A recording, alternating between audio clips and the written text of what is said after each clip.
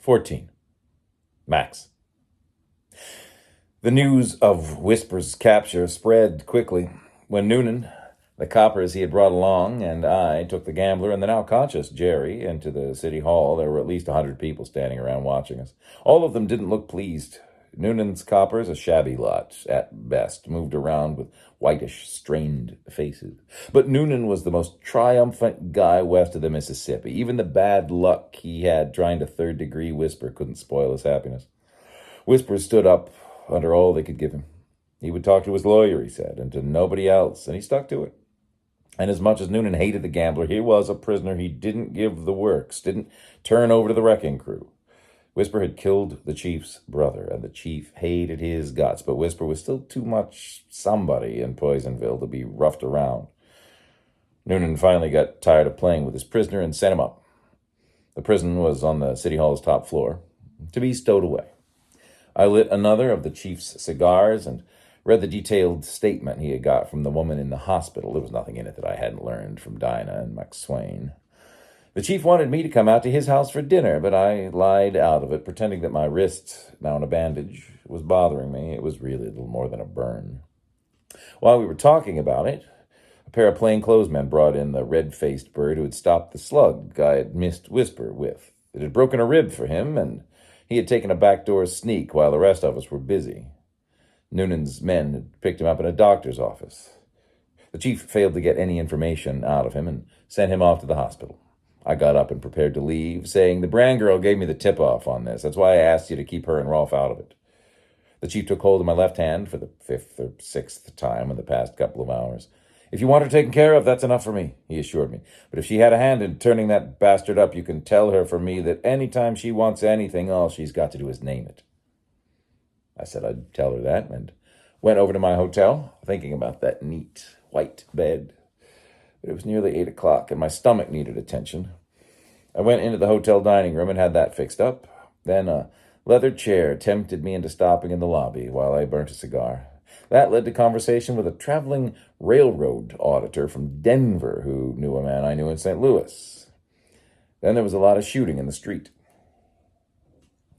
We went to the door and decided that the shooting was in the vicinity of the city hall.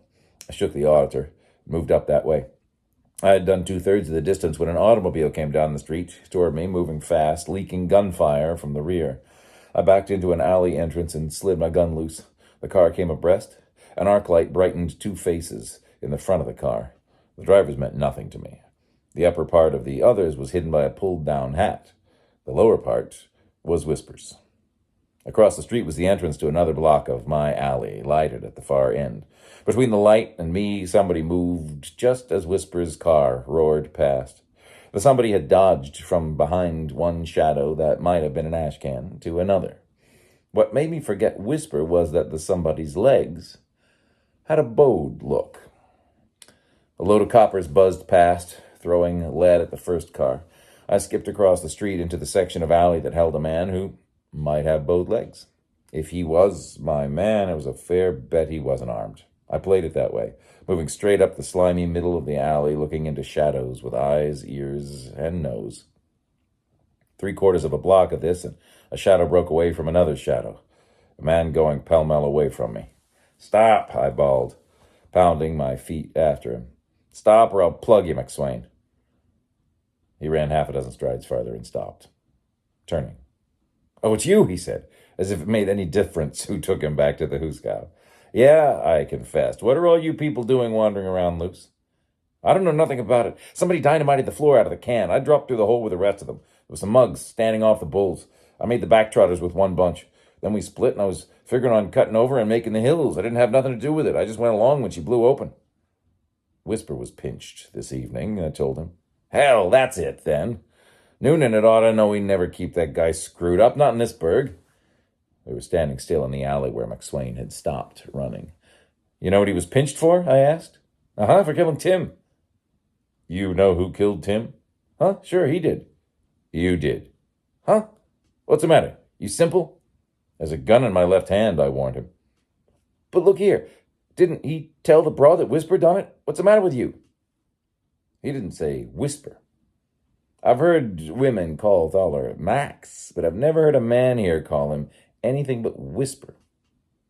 Tim didn't say Max. He said Max, the first part of Max Wayne, and died before he could finish it. Don't forget about the gun. What would I have killed him for? He was after Whispers. I haven't got around to that yet, I admitted, but let's see. You and your wife had busted up. Tim was a ladies' man, wasn't he? Maybe there's something there. I'll have to look it up. What started me thinking about you was that you never tried to get any more money out of the girl. Cut it out, he begged. You know there ain't no sense to it. What would I have hung around afterwards for? I'd have been out getting an alibi like Whisper. Why? You're a dick then. Close by was the spot for you, to see that everything went right. Handle it yourself. You know damn well it don't hang together. It don't make sense. Cut it out for God's sake. I don't mind how goofy it is, I said. It's something to put to Noonan when we get back. He's likely all broken up over Whisper's crush out. This'll take his mind off it. McSwain got down on his knees in the muddy alley and cried, "Oh, Christ." No, he croaked me with his hands. "Get up and stop yelling," I growled. "Now will you give it to me straight?" He whined. He croaked me with his hands. "Suit yourself. If you won't talk, I will, to Noonan. If you'll come through to me, I'll do what I can for you." "What can you do?" he asked hopelessly and started sniveling again. "How do I know you'll try to do anything?" I risked a little truth on him. "You said you had a hunch what I'm up to here in Poisonville. Then you ought to know that it's my play to keep Noonan and Whisper split. Letting Noonan think Whisper killed Tim will keep them split. But if you don't want to play with me, come on, we'll play with Noonan." "You mean you won't tell him?" he asked eagerly. "You promise?" "I promise you nothing," I said. "Why should I? I got you with your pants down. Talk to me or Noonan. And make up your mind, quick. I'm not going to stand here all night." He made up his mind to talk to me. "I don't know how much you know, but it was like you said. My wife fell for Tim. That's what put me on a tramp. You can ask anybody if I wasn't a good guy before that. I was this way. What she wanted, I wanted her to have. Mostly what she wanted was tough on me. And I couldn't be any other way. We'd have been a damn sight better off if I could. So I let her move out and put in divorce papers so she could marry him, thinking he meant to. Pretty soon I began to hear he's chasing this Myrtle Jennison. I couldn't go that. I'd given him his chance with Helen, fair and square. Now he was giving her the air for this Myrtle. I wasn't going to stand for that.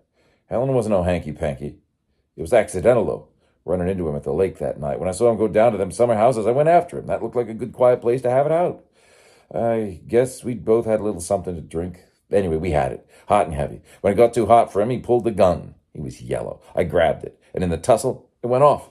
I swear to God, I didn't shoot him except like that. It went off while the both of us had our hands on it. I beat it back in some bushes. But when I got in the bushes, I could hear him moaning and talking. There was people coming. A girl running down from the hotel at Myrtle Jennison. I wanted to go back and hear what Tim was saying so I'd know where I stood, but I was leery being the first one there, so I had to wait till the girl got to him, listening all the time to his squawking, but too far away to make it out. When she got to him, I ran over and got there just as he died trying to say my name. I didn't think about that being Whisper's name, but she propositioned me with the suicide letter, the 200, and the rock. I'd just been stalling around pretending to get the job lined up, big on the force then, and trying to find out where I stood. Then she makes the play, and I know I'm sitting pretty. And that's the way it went, till you started digging it up again. He slopped his feet up and down in the mud and added, "Next week, my wife got killed. An accident. An accident. She drove the Ford square in front of number 6, where it comes down a long grade from Tanner, and stopped it there." "Is Mock Lake in this county?" I asked. "No, Boulder County." "That's out of Noonan's territory. Suppose I take you over there and hand you to the sheriff." "No, he's Senator Kiefer's son-in-law. Tom Cook. I might as well be here. Noonan could get to me through Kiefer. If it happened the way you say, you've got at least an even chance of beating the rap in court." "They won't give me a chance. I'd have stood it if there'd been a chance in the world of getting an even break, but not with them." "We're going back to the hall," I said. "Keep your mouth shut." Noonan was waddling up and down the floor, cursing the half a dozen bulls who stood around, wishing they were somewhere else.